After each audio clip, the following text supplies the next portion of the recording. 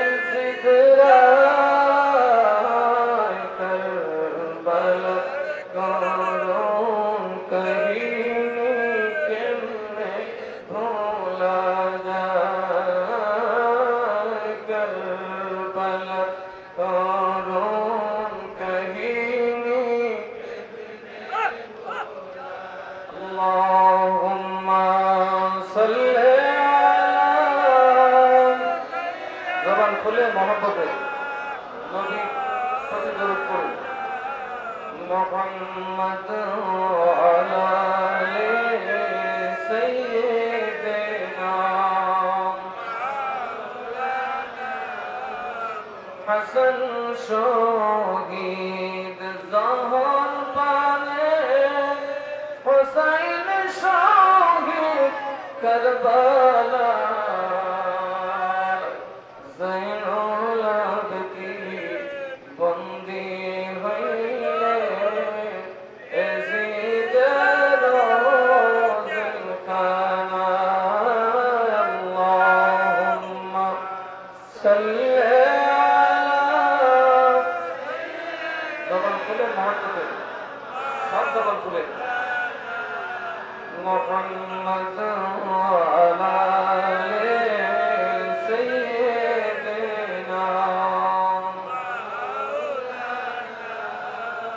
আমি কি বলছিলাম, একটা স্মরণ আর একটার নাম হচ্ছে অনুসরণ। একটার নাম স্মরণ আর একটার নাম স্মরণ করলে গুনাহ মাফ হয়, ভালোবাসার প্রকাশ হয়। স্মরণ করলে ভালোবাসার প্রকাশ হয়। আমরা ইমাম হুসাইনজিকে ভালোবাসি, এই মজমাইটার প্রমাণ, ঠিক না বেঠি? বাগদাদি কাফেলা ইমাম হুসাইন রাদিয়াল্লাহু আনহু সৈনিক, এই আয়োজনই তার প্রমাণ, ঠিক না বেঠি? আমি তো পারতাম অন্যদিকেও প্রোগ্রাম রাখতে, এই আয়োজনটা আমি স্পেশালি করি। বাগদাদি কাফেলার এই আয়োজনে প্রমাণ করে বাগদাদি কাফেলা হুসাইনি সৈনিক, ঠিক না বেঠি? অনুসরণ করেন না, কোনো স্মরণই আছি। স্মরণ করলে গুনাহ মাফ হয়, স্মরণ করলে প্রেম বৃদ্ধি পায়। তাইলে আমাদের কি পেলাম? আমাদের গুনাহ মাফ হলো এবং প্রেম বৃদ্ধি পেল। তো প্রেম শুধু বৃদ্ধি পেলে চলে? যে একটা কথা আছে না, অভাব যখন দরজায় দাঁড়ায়, ভালোবাসা তখন জানালা দিয়ে ফেলায়, কথা নাই? আর মৃত্যু যখন দরজা দিয়ে আসে, মৃত্যু যখন দরজা দিয়ে আসে, তখন ভালোবাসা মাথার তালু দিয়ে উইলে ফেলায়, কথা বলে। তার প্রমাণিক কুফার মানুষ। আমরা কি ইমাম হুসাইনজিকে কুফার মানুষের মতো ভালোবাসি? আসলে একটু দেখি। আমি যে বললাম আমরা সব এজিদের লোক, আমরা মুখে শেখ ফরিদের নাম জপা ঠিক আছে, বগলের তলে ইট আছে, একটু নেই। মূলত ইমাম হুসাইনজি কারবালার মাঠে কেন শহীদ দিচ্ছেন? আমরা এবার ওনার জন্য কাঁদতাম, কথা বলে। আমরা কান্নার জন্য, কান্না তো মহিলারা খুব বেশি কাঁদতে পারে, কথা কথা। কিছু মহিলারা টাকা দিলে কাঁদতে একবার গান বসাই দিল। মূলত ইমাম হুসাইন রাদিয়াল্লাহু তাআলা আনহু কেন জীবনটা দিলেন? আপনাদের মনে কি হয় উনি বেকুব ছিলেন, নির্বোধ ছিলেন? উনি যখন মক্কা থেকে বের হবেন, মদিনার থেকে তো চলে আসলেন বেশ আগেই, হজ শুরু হওয়ার আগেই। মক্কায় যখন তিনি চলে আসলেন, উনি ইয়াজিদের বায়াতকে এড়ানোর জন্য মদিনা ত্যাগ করেছেন। কি ত্যাগ করেছেন? উনি অস্বীকার করেন না যে বায়াত হব না, উনি বললেন সময় দাও। এই ফাঁকে তিনি মক্কায় চলে গেলেন, কারণ উনি ছিলেন ইয়াজিদের একেবারে কাছাকাছি। কনস্তান্তিনিয়ার যুদ্ধে ইয়াজিদের একেবারে পাশাপাশি উনি ছিলেন। উনি ইয়াজিদ সম্পর্কে এতটা বেশি জানতেন যে আর কেউ ইয়াজিদের ব্যাপারে এত বেশি জানতেন না। এই জন্য তিনি ইয়াজিদের ব্যাপারে জানতেন যে ইয়াজিদ ফাসিক, ইয়াজিদ ডুপ্লিকেট, খলিফাতুল মুসলিমিন, আমিরুল মুমিনিন হওয়ার যোগ্যতা তার নাই। এই জন্য তিনি কৌশলে মক্কায় গেলেন। মক্কা যাওয়ার পরে তিনি পারস্য কুফাবাসীর চিঠি পেলেন। উনি তালবিয়ার দিন, আরাফার আগের দিন মক্কা থেকে বের হয়ে গেলেন। উনি যেদিন বের হয়ে যাবেন, হযরত আব্দুল্লাহ ইবনে আব্বাস রাদিয়াল্লাহু তাআলা আনহু, নবীজির আপন চাচাতো ভাই, হযরত ইমাম হুসাইনজির চাচা, উনি যায় ঘরে বললেন, এই আবু আব্দুল্লাহ, হুসাইন, আমি খুব সম্ভ্রান্ত একজন সাহাবী, তুমিও সম্ভ্রান্ত, তোমার চেয়ে শ্রেষ্ঠ মানুষ আর এই জগতে নাই, কিন্তু যদি তুমি ফিরবে, পারতাম ফিরাইতে, তাইলে তোমার সাথে আমার আজকে মল্ল যুদ্ধ হইত, তবু আমি তোমাকে কুফা যাইতে দিতাম না। আব্দুল্লাহ ইবনে মাসউদ, আব্দুল্লাহ ইবনে ওমর, আব্দুল্লাহ ইবনে জুবায়ের, বড় বড় সাহাবীরা দৌড়ে গেলেন, হুজুর আপনি কুফায় যাবেন না, আপনার জানা উচিত আপনার আব্বাকে এরাই শহীদ করছে।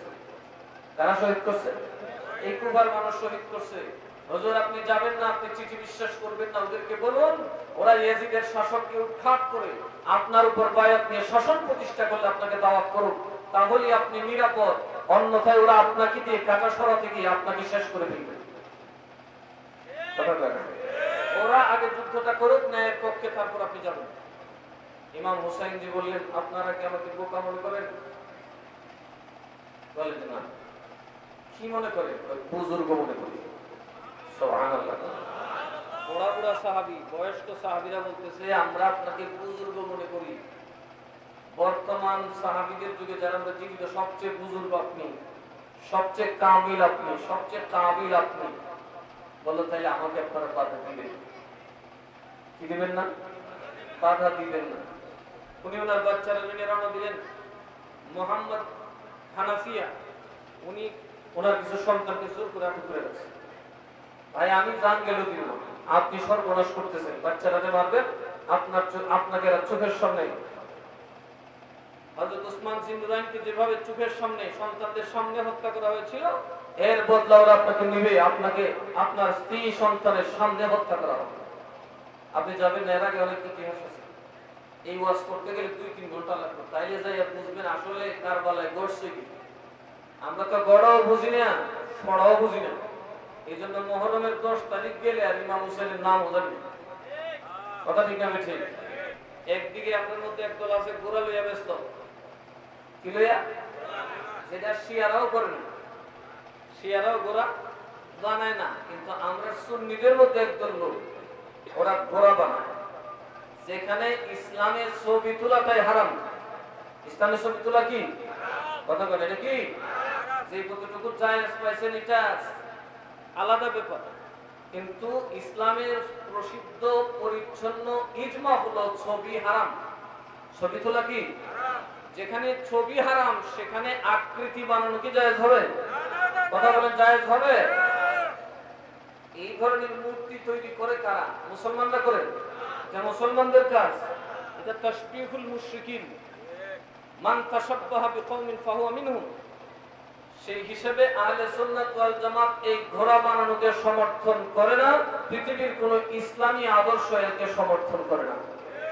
কিন্তু একদল ঘোড়ার পিছে দৌড়তেছে, নামাজ নাই, আবার তাদের কাছে গেলে টুপি নেই। যে ইমাম হুসাইনের জন্য কাঁদতেছে উনি শাহাদাতের সময় ওনার মাথায় টুপি ছিল, তারপর আবার টুপি যখন রক্তে রঞ্জিত হলো তিনি আবার খুলে পাগড়ি মোবারক করলেন। আর আজকে ওনাদের পাশ দিয়ে টুপি মাথায় দিয়ে গেলে নাকি কি চুলকানি শুরু হয়ে যায়। এগুলা কিসের আলামত? সঠিক কারবালাকে জানতে হবে। এই ধরনের কারবালা প্রেমিক দেখে আজকে আমাদের এই দশা। আজকে ইমাম হুসাইন রাদিয়াল্লাহু তাআলা আনহু কারবালায় কেন গেলেন? প্রথম কথা, আল্লাহর নবীকে তিনি খাবে দেখেছেন। আল্লাহর নবী বলেছেন নাতি তুমি কি ডরাও? বলেছে না। তুমি একটা কাজ করো, ইসমাইলের কুরবানিটা পূর্ণ করো। সুবহানাল্লাহ বলেন না। ও ইসমাইল জবিহুল্লাহকে যখন আল্লাহ কুরবানি করবে, আল্লাহর কথা অনুসারে যখন হযরতে খলিলুল্লাহ হযরত ইব্রাহিম খলিলুল্লাহ যখন বিসমিল্লাহ আল্লাহু আকবার কুরবানির দোয়া করে ইসমাইল জবিহুল্লাহর গলায় ছুরি চালালেন, আল্লাহ পাক বললেন জিবরাইলকে যাও তোমাদের নবীর উম্মতের কাছে যাও, কেউ যদি ইসমাইল জবিহুল্লাহর কুরবানিটা কবুল করে আমি ইসমাইলকে ছেড়ে দেব, আল্লাহর রাসূল কিয়ামত পর্যন্ত তাদের হয়ে যাবে। আলমে আরওয়াহে যখন হযরত জিবরিলকে ডাকলেন, সর্বপ্রথম যিনি বলেছিলেন আমি ইসমাইল জবিহুল্লাহর কতল আমার গলায় নিলাম, তার নাম ইমাম হুসাইন ইবনে আলী।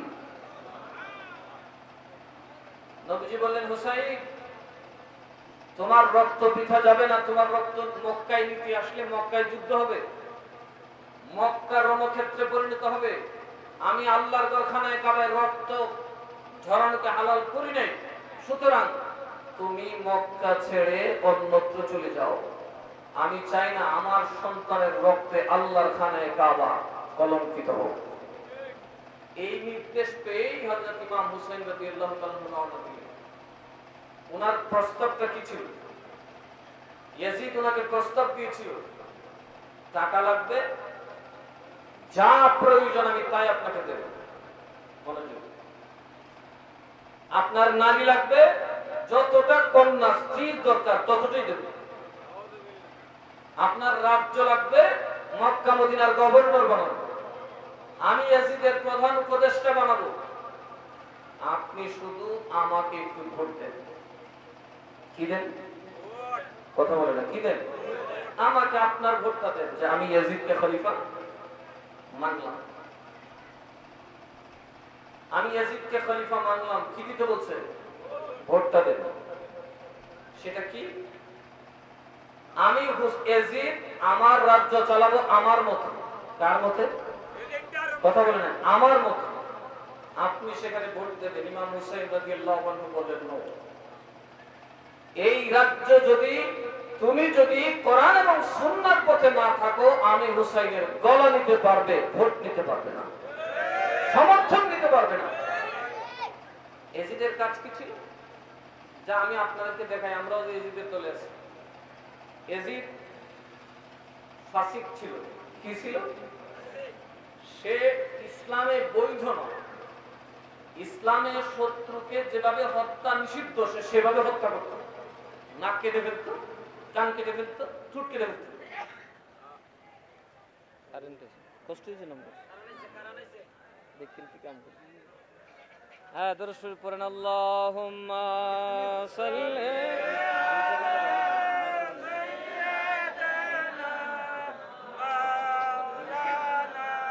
মুহাম্মাদ ওয়া আলা আলি সাইয়্যিদিনা।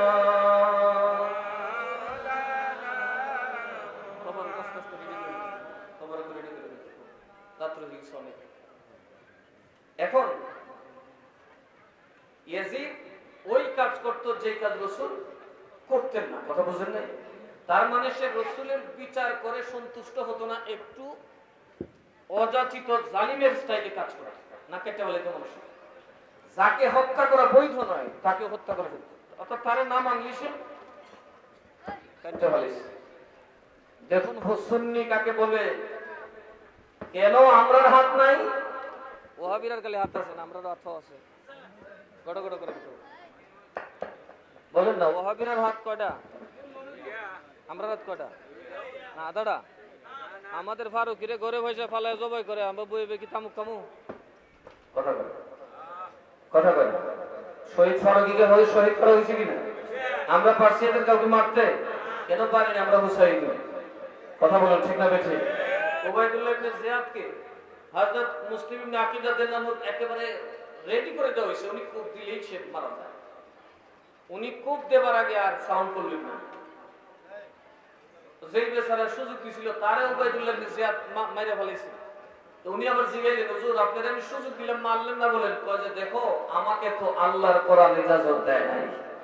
বলে তাইলে সে আপনাকে মারবে? মুসলিম ইবনে আকিল বললেন 100 বার মারবে, কিন্তু রাসূলের আওলাদ, রাসূলের প্ল্যাটফর্ম থেকে আমরা শয়তানের দলে যেতে পারি না। গুপ্ত হত্যা ইসলামে বৈধ? কথা বলেন, বৈধ? গুপ্ত হত্যা ইসলামে হারাম, ইসলামে হারাম। এমনকি কোন মুসলমানকে হত্যা করা মুসলমানের জন্য বৈধ। ইয়াজিদ সেটা করত। ইয়াজিদ তার পর্দায় না করলেই মারত, মানে তার মন গড়া কাজ। ইমাম হুসাইন জি বললেন, মন গড়া কাজের সমর্থন আমি হুসাইন করতে পারি? কথা বলেন, পারি? আমরা পারি? কথা বলেন, আমরা পারি? আসলে আমি দেখি, আমরা গায়ে হলুদ করি না বিয়ের আগে? কথা বলেন, গায়ে হলুদ করি কিনা? এটা ইসলামে আসেনি হুজুর? ও হুজুর, ইসলামে আসে না। গায়ে হলুদ নামের যে বেলেল্লাপনাটা আমরা করি, যুবতীদেরকে সাজাতে হবে, সব বউ হয়ে যাবে, এদিন কোন লাজ লজ্জার ভয় নেই, তার সমালোচনার জোর নাই। ডেস্ক বক্স কি কয়, বক্স তো বড় বড় ডিজাইন সাউন্ড বক্স আনবে, সেখানে মাইকেল জ্যাকসনের গান বাজবে। 3 ভাই ধরেন, 3 ভাই এক বাপ, কয়জন হলো? 5 জন। সবাই কি মুসলমান? সবাই কি? আবার সবাই হুসাইন। এখন 3 ভাই ইউনিভার্সিটিতে পড়ে, আরেক ভাই মাদ্রাসায় পড়ে। সে বলল, আব্বা ভাইরা, আমার বোনের বিয়েতে তোমরা এটা করো না। 3 ইউনিভার্সিটির ভাই বলছে, তুই যখন ওয়াজ করাস তখন আমরা না করি? তোর প্রেক্ষাপটটা ঠিক কিনা বলি? তুই যখন ওয়াজ করাস তখন না করিনি? মাইক লাগাইছে, বন্ধন খরচ, তোর মনে গেলে তো ফোন ফোন করে। কথা বলে না, না করি না। আজকে আমরা করুন, তুই না করতে পারবি না। বিচার গেল বাপের কাছে, আব্বা কি কোন, আব্বাই বলে বিরাট দেখ আব্বা রে, বাবা সবর করলাম মারতে না, মাইলুলি হতো। কথা বলে না, আপোষ হয়ে গেল। কিসের সাথে আপোষ হলো? মন গড়া নীতির উপর আপোষ হয়ে গেল। বিবাহ একটি ধর্মীয় কাজ, বিবাহ রাসূলের সুন্নাত। ওই বিবাহের অনুষ্ঠানে গায়ে হলুদ নামের বেলেল্লাপনা, বেহায়াপনা, এই বক্স বাজানোর নামে মুরব্বীদের উপর অত্যাচার, দুর্বল রোগীদের উপর অত্যাচার আপোষ করে ফেললেন। বলুন এটা কি হুসাইনের কাজ না ইয়াজিদের কাজ? আমরা করতেছি কিনা বলুন? ইমাম হোসেনের কথা একটাই, মুসলমান কখনো অন্যায়ের সাথে, অধর্মের সাথে আপোষ করতে পারে না। সেই হচ্ছে হুসাইনের লোক, যিনি কখনোই কোনোভাবে কোনোদিন প্রয়োজনে হিজরত করবেন, জিহাদ করতে করতে জমিনে রক্ত ঢেলে দেবেন, সন্তানের রক্ত ঢেলে দেবেন, মাসুম বাচ্চার রক্ত ঢেলে দেবেন, ইসলামের ব্যাপারে আপোষ করবে না। আমরা আপোষ করে চলছি কি? সব কাজে আপোষ আছে না নাই? যেমন ধরে ইয়াজিদ একটা ভোট চাইল ইমাম হুসাইনজির কাছে, কি চাইল? উনি ভোট দিলেন না, তার বিনিময়ে কি পেলেন? নিজের 25 সন্তানের কাটা মাথা। কালকে যখন পড়ছিলাম, যখন ইমাম হুসাইনজির সাথে আর কোন সৈনিক নাই, চতুর্দিক থেকে ওনাকে ঘিরে ধরা হয়েছে, ওনার কাঁধের উপর একটা বল্লমের পাট দিয়ে শক্ত আঘাত করছে, ওনার কান মুবারক ফেটে, ওনার লম্বা টুপি ছিল, টুপিটা একটা রক্তে লাল হয়ে গেছে। উনি আর টুপিটা মাথায় রাখতে পারলেন না, তখন ওনার সাথে আর কেউ নাই। ঠিক তখন উনি ডানে বামে কাউকে পাচ্ছেন না, উনি যুদ্ধ চালিয়ে যাচ্ছেন। পেছন থেকে সীমার যখন তরবারিটা ঠিক ওনার গর্দানের দিকে চালালো, একটা ছোট্ট ছেলে, একটা সাধারণ কাপড় পরা, একটা দৌড় দিয়ে একটা তরবারি সামনে ধরে দিচ্ছে। যিনি রেওয়ায়াতকারী বলতেছেন সম্ভবত জুতাও একটা ছিঁড়া। কষ্টটা কি পরিমাণ করছো? ইমাম হুসাইন যদি বলতো হুজুর ওয়াজ করছেন, ইমাম হুসাইন যদি বলতো আমার পাটির নিচে যা আছে সব স্বর্ণ, হয়ে যেত কিনা? ইমাম হুসাইন যদি বলতেন ফুরাতের নদী 10টা হবে, তাও সম্ভব। আর ইমাম হুসাইন তো সেই নবীর আওলাদ, যেই নবীর ওসিলা দিয়ে মুসা আল্লাহর কাছে চাইলে পাথর ভেঙে 12টা নহর তৈরি হয়। সেই আল্লাহই তো আমাদের আল্লাহ, কথা বল ঠিক না মিথ্যে? সেই আল্লাহর কাছে তিনি সেটা চান নাই। তিনি চেয়েছেন মুসলমান আপোষ করতে পারবে না, কারণ যখন অধর্মের সাথে ধর্মের আপোষ হবে সেদিন আর ইসলাম থাকবে না। মুসলমান থাকবে, ইসলাম থাকবে না। আর এই অধর্মের সাথে আপোষের রেজাল্ট আজকে ফিলিস্তিনের মাটিতে 50,000 মানুষের জীবন চলে গেছে, এখনো তার কোনো বিচার হয় নাই, ভবিষ্যতেও হবে না। কথা ঠিক না? একদিন আমরা দেশও মরবে, তার বিচারও হবে না। একদিন আমাদের দেশেও মরবে, তার বিচারও হবে না। মুসলমান বললেই হত্যা করা হবে, জেলে পোড়ানো হবে, বিচার হবে না। কারণ মুসলমান যেদিন ইসলাম আর অনিসলামের মধ্যে, ধর্ম আর অধর্মের মধ্যে আপোষ করে ফেলে, তখন আর তার মধ্যে সেই শক্তি থাকে না। ইমাম হুসাইন রাদিয়াল্লাহু আনহু কার নবীজিকে অনুসরণ করেছেন? কাকে? নবীজিকে। হযরত আব্দুল্লাহ আবু তালিব রাদিয়াল্লাহু আনহু, খাজা আবু তালিবের মাধ্যমে প্রস্তাব দেওয়া হলো, হুজুর আপনি বুঝান মুহাম্মদকে, সে যেন মূর্তিকে গালি না দেয়, সে যেন আমাদের সাথে একটা আপোষ করে, একটা সন্ধি করে, যদি সন্ধি সে করে আমরা তাকে মক্কার বাদশা বানাই। কি বানাই দেব? তখন কি বললেন? কুল ইয়া আইয়ুহাল লা আ'বুদু মা ওয়ালা আনতুম, এই কাফেররা, তোমরা যার ইবাদত করো আমি তারটা করি না, তোমরা যারটা করো আমি তারটা করি না, আমি যারটা করি তারটা তোমরা করো না, লাকুম দিনুকুম ওয়ালিকুম। কথা কোন ঠিক না ঠিক? আর আমরা মুসলমানরা এখন সব একসাথে, কনসার্ট বনসার্ট আনসার্ট যখন যেটা দরকার। এখন মসজিদে নামাজে গেছি, পাঞ্জাবি ফিটফাট, পহেলা বৈশাখ আসছে, লেংটি হইলে পান্তা মাথার ইংলিশ নিয়ে তুই বেটির ব্যাস করে বইছি। কথা বলে আপোষ করেছি কিনা? আমরাই আপোষ করেছি। আমরা নানান বাহানা ইসলামের সাথে অধর্মকে মিশিয়ে আপোষ করে দিয়েছি, বিদআতকে আমরা আপোষ করে ফেলেছি, আমরা ধর্মের সাথে অনেক অপকর্ম জড়িয়ে দিয়েছি, যে কারণে আমাদের এই দুর্দশা। ইমাম হুসাইন রাদিয়াল্লাহু আনহু বলেন, যাই করো না কেন, আমার নানাও আপোষ করে না, আমিও আপোষ। কথা বলেন, আপোষ। আচ্ছা, আমরা কিভাবে আপোষ করছি? খালের এই পারে মৌলবী, মুসলমানরা কোন অবস্থায় করে, মাঝখানে একটা খাল, ওপারে মোল্লা সাহেব, আর এই পারে এলেন আপনারা। তার মানে আমরা যারা এক পারে, আপনারা ওই পারে। কারণ আমরা যদি মসজিদে নামাজ পড়াই, নামাজ পড়াইতে পারবো, কিন্তু সিনেমা দেখতে পারবো না। কথা বলেন, আমি যদি আপনাদের এই এলাকার কোন দোকানে বসে সিনেমা দেখি, ভালো লাগবে না আপনারা? কথা বলেন, ভালো লাগবে না? আপনারা দেখেন কিনা? এই মসজিদে ছিলেন, কিছুক্ষণ পরে শাস্ত্রে গিয়ে রমরমা ব্যবসা, দোকানে হা করে তাকায়া রূপবানের গান, এখন তো নায়িকার গান লুঙ্গিও থাকে না। কথা বলেন, কতক্ষণ আগে কোথায় ছিলেন আর কতক্ষণ পরে কোথায় গেলেন? তার মানে আপোষ চলছে। যারা আপোষ করে তারা ইয়াজিদের দল হয়, তারা হুসাইনের দল হয় না। এখন আপনারা সুন্দর করে একটা খালকে একটা হুজুর, আপনারা কিন্তু সেদিকে যেতে পারবেন না। আপনি কিন্তু পেটের দিকে চাইলে খবর আছে। কথা বলেন, আপনি যদি পেটের দিকে পান খাইয়া হাসি দেন, চুন খুশা করে, তাই বামুতি যাইব, হুজুরেরই ভুল, আর আপনাদের কিছু নাই। কি বলেন? ইমাম সাহেবই বেহেশতে যাবেন, আপনাদেরও বেহেশতের দরকার আছে। কথা বলেন, বেহেশতের দরকার আছে কিনা নাই? এখানে একটু আমাকে দেখাবেন কারা কারা দুজকে যেতে চান, একটু হাত তুলে। দুজকে যাওয়ার জন্য কারা কারা আছেন? দুজকে ফিন্নার আছেন না? কেউ কেউ যাইতে রাজি না? কথা কেনা টয়লেটে যাইতে রাজি আছেন কেনা কেনা?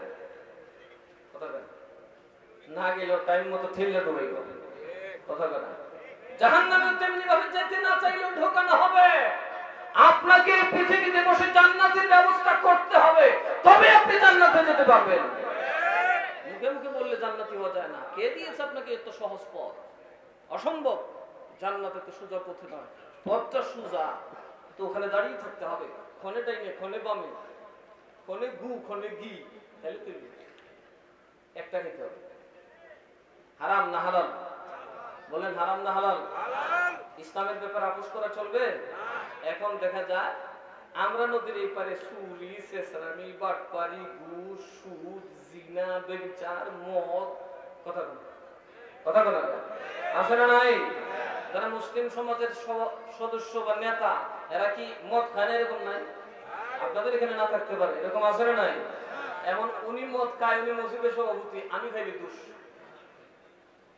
কথা বলা তাইলে এবার গণ্যা দেখেন, শুধু ইমাম সবই আছে হুসাইনের দল, মোটামুটি মুসলমান কয়জন? কথা বলে ইমাম সব আবার পুরা হুসাইনি দলে থাকতে পারে না, কারণ বেতন না পাইলে তো বউ বাচ্চা অভ্যাস থাকতো।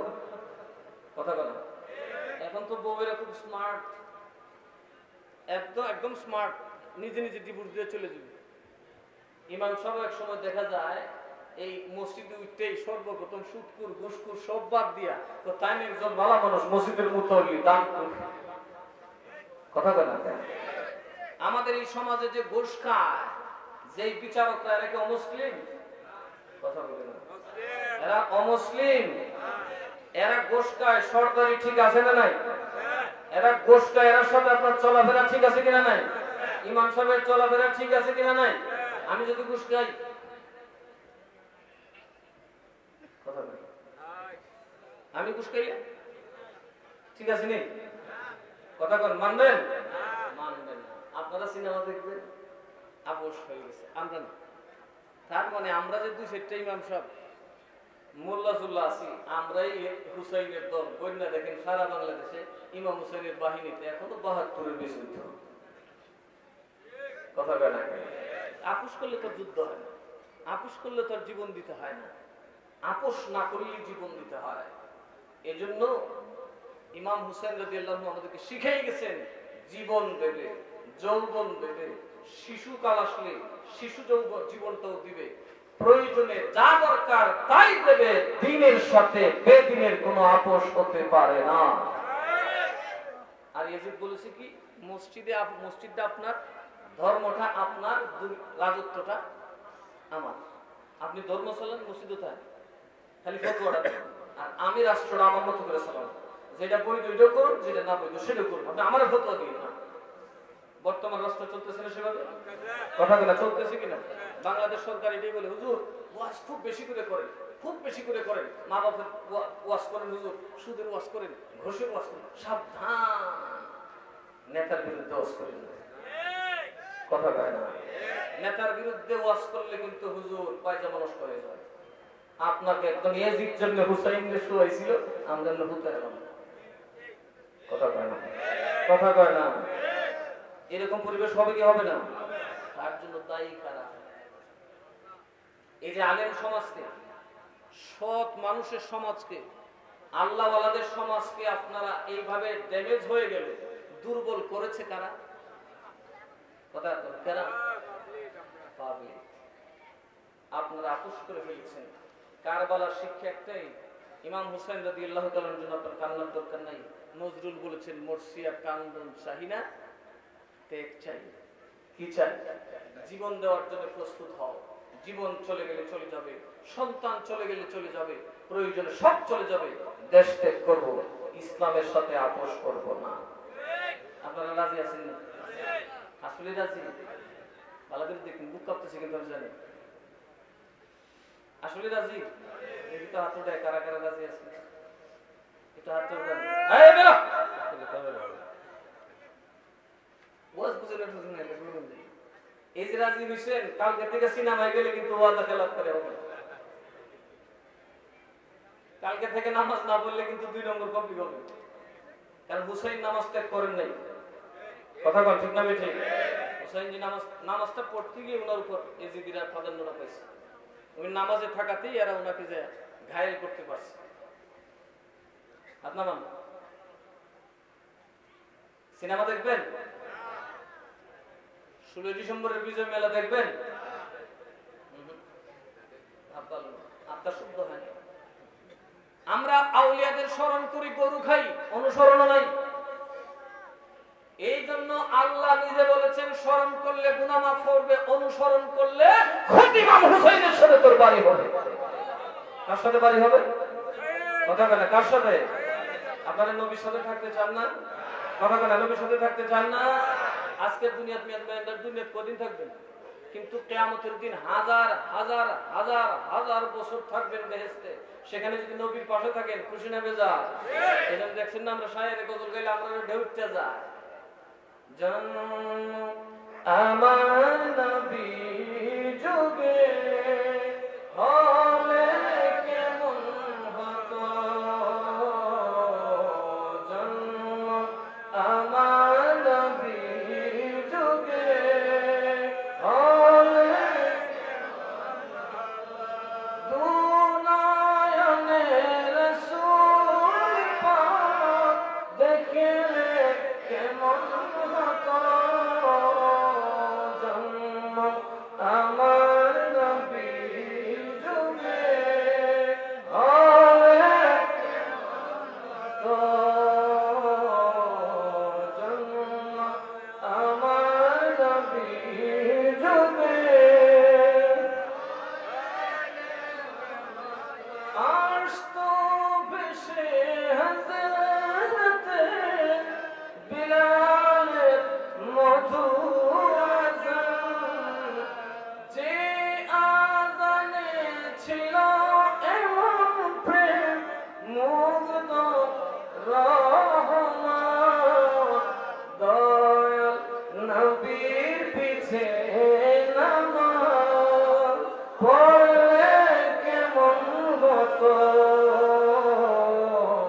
দয়াল নবীর পিছে নামাজ পড়লে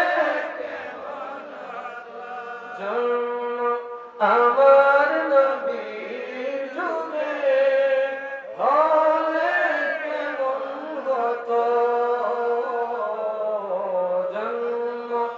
আমার নবী যুগে দুনয়নে রাসূল পাক দেখলে কেমন হতো, আমার নবী যুগে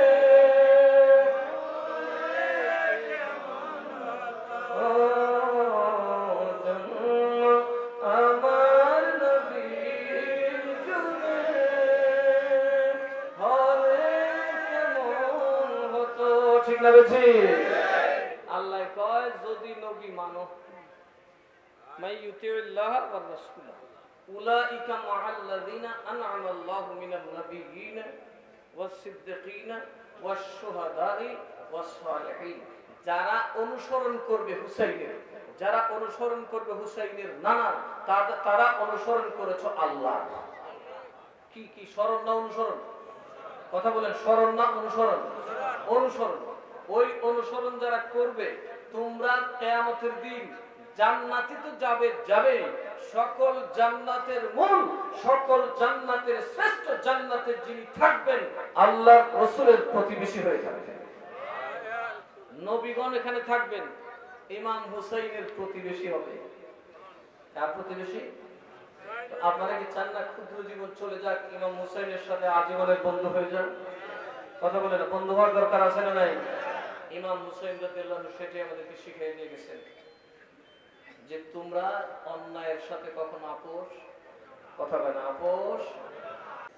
শাম দেশে খুব সুন্দর নারী আছে, যারা পানি পান করলে সেটা ধর দিয়ে ঢুকলে পরিষ্কার দেখা যায়, শরাব পান করলে শরাবের রংটা দেখা যায়। ও হুসাইন, শুধু একটা ভোট আমাকে দেন। ওনাকে বলা হলো দৌলত লাগবে, স্বর্ণের বস্তা, স্বর্ণের গোড়াউন আপনার ঘরে লাগিয়ে দেওয়া হবে। হুজুর, আপনার ঘরে আমি উমরার চাইতে দামি বসন ভূষণ দেওয়া হবে। ইমাম হুসেন বললেন বিলাত দাও। কথা বলে হযরতে ইমাম হুসেন রাদিয়াল্লাহু আনহু বলল, রাষ্ট্র চান? মক্কা এবং মদিনা বিরাট রাষ্ট্র, পুরা হেজাজের গভর্নর আপনাকে বানিয়ে দেব, প্রয়োজনে স্বাধীন খলিফা হবেন, ওখানে আপনার আইন থাকবে। কোথায় একটা আপনি ইয়াজিদকে কাফের বলবেন না, ইয়াজিদের বিরুদ্ধে দাঁড়াবেন না। ইমাম হুসেন বললেন হবে না। আসমান যদি আমার হাতে দাও, আসমানও যদি আমার হাতে দাও, জমিনের সকল দৌলত আমার হাতে উঠিয়ে দাও, আল্লাহর কসম রাসূলের আদর্শের সাথে আমি হুসাইনের আপোষ হবে না। আর আমরা বুক চাপড়ায় কাঁদতেছি, গোস্ত মাছ খাওয়া বাদ দিয়ে দিছি, জুতা পরা টুপি পরা বাদ দিয়ে দিছি। কথা কানে কেন? সুখের সুরে বেড়া বেড়ি ডাক্তার ডাক্তিও মন নাই। কথা কানে কেন? মহিলার বুকে কাপড় আছে কিনা তারও খবর নাই, মাথায় তো পরে ধরলাম। কিন্তু আমাদেরকে এর জন্য পরিণত ভোগ করতে হবে। আজকে আপনারা ফিলিস্তিনে দেখেছেন 50,000 মানুষ, কয় হাজার মানুষ, আপনার আমার মতো মানুষ যারা ঘরে বইছে, পলিটিক্সও বুঝে না, কিচ্ছু বুঝে না, বাড়ি কি বাড়ি ধসিয়ে দেওয়া হয়েছে, শহরকে শহর নিশ্চিহ্ন করে দেওয়া হয়েছে।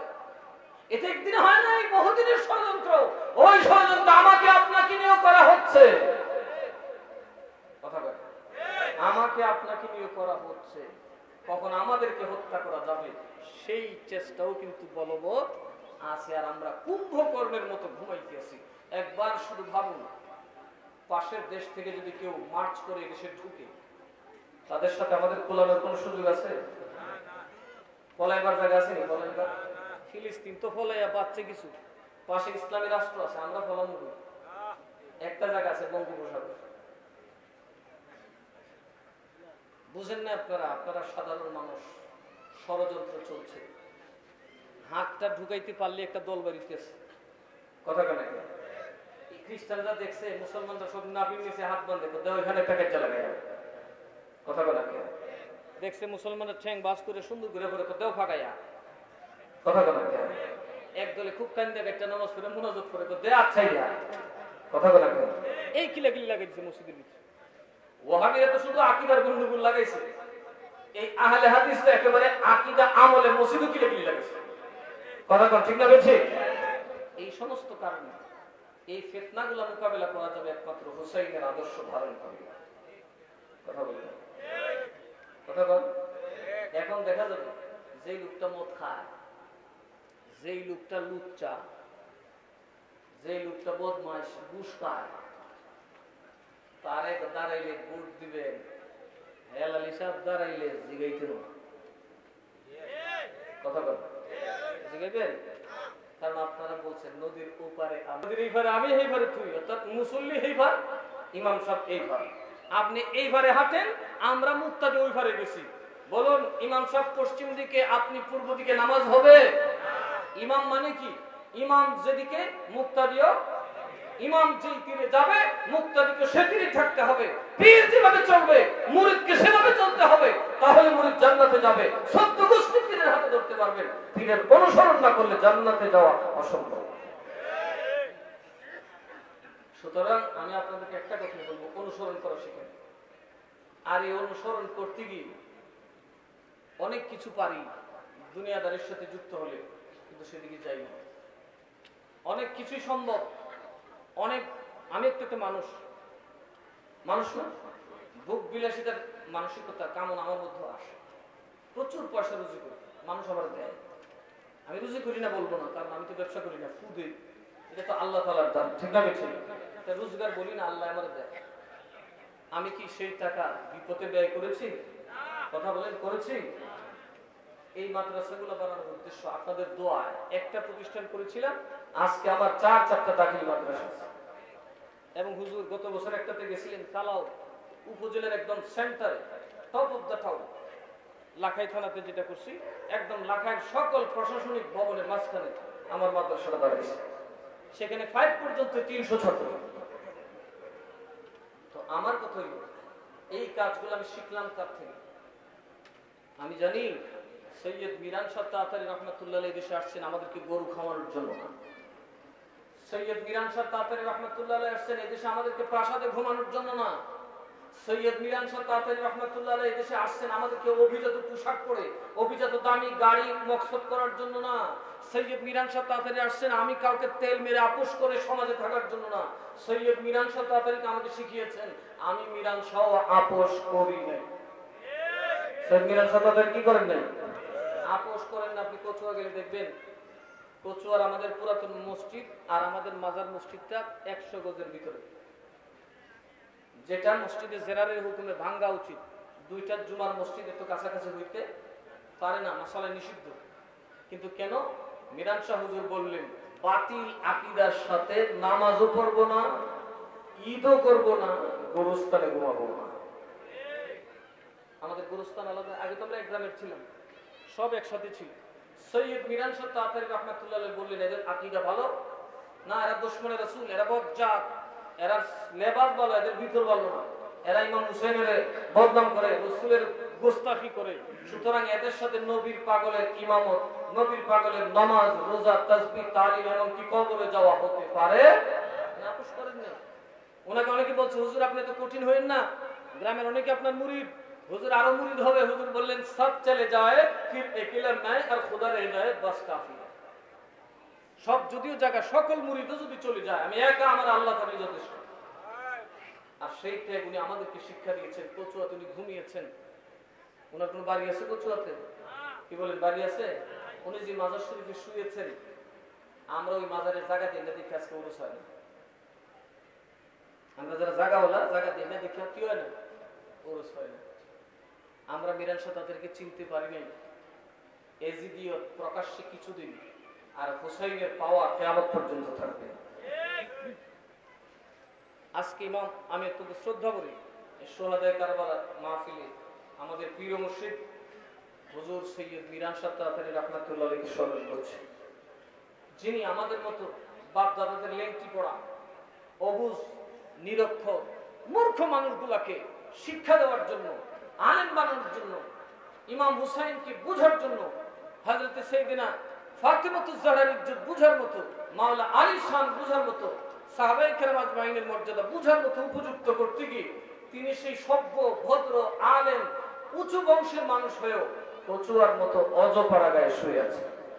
কথা বলুন, ঠিক না? ঠিক। আমরা কি পেরেছি সেই ত্যাগ করতে? বলেন, আমরা পেরেছি ত্যাগ করতে? আমরা পেরেছি ভোগ করতে। আপনারা ভোগ করেন, অসুবিধা নাই। ইসলাম কিন্তু এই কথা বলে না সব ফকির হয়ে যাও, বড় লোক আপনারাই হবে না। বড় লোক কে হবে? আপনারা হবেন। দুনিয়ার সবচেয়ে বাদশাহ মুসলমান, দুনিয়ার বাদশাহ মুসলমান, আখিরাতের বাদশাহ মুসলমান। দুনিয়াতে কিন্তু বিক্ষোভ হবে না, মুসলমান দুনিয়াতে দুর্বল হবে না। কিন্তু আফসোস, মুসলমান এই দুনিয়াতে সবচেয়ে বেশি অসহায়, কারণ এখনো মুসলমান আগের বোকার স্বর্গেই আছে। আমরা ব্যাককল ছিলাম, ব্যাককল আছে। মুসলমান কোন দামি ব্যবসা করে? যত মাছ ব্যবসা আছে এখন মুসলমানের বেশি। কথা বলে স্বর্ণের ব্যবসা করে লিখতেছে, সুদের ব্যবসাটা আবার ভালো করে নিচ্ছে। কথা কথা এটা আবার মুসলমানের ভালোই দেখলাম, প্রায় জায়গাতে 99% আত্মস্থ করে দিচ্ছে। এই ব্যবসাটা দেখবে ওরা তোলে ফেলাই দিছে। কথা কথা ওরা এখন পারে না, এত কাঁচা সুদ মুসলমান হুসাইনিরা খাইতে শুরু করছে। তো আমরা কি শুরু করছি?